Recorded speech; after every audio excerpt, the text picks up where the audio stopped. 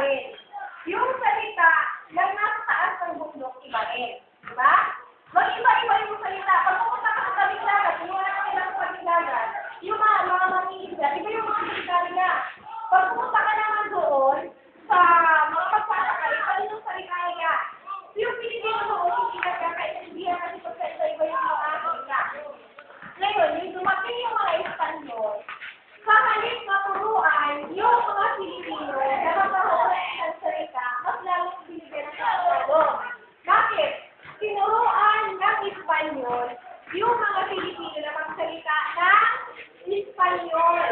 Kasi mas gusto nilang makaintindi yung mga Pilipino ng Espanyol para mas madali na naman yan sa akin. Para mas madali silang maintindihan. Kaya yung mga tatay natin, nanay natin, mga magaling silang magsalita ng Espanyol, lalo na yung sinasabi natin nag-aral sa Espanya. And then, nag-aral noon, ang salita nila ay Espanyol, ano doon? Latin. Hindi. Yung sinasabi sa sila, nag-aral sila sa ano? Sa kahon.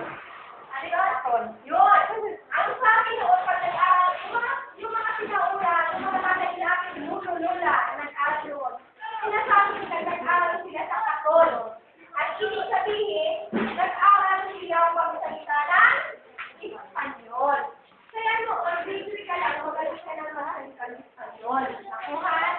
Kaya yung Pilipino noon, hindi sila mapupunta ng salita pangwika. Yung wika natin, kasi mas magaling sila sa Espanyol. Ngayon, dumating na naman yung mga Amerikano. Sa English na naman, naturuan yung Pinoy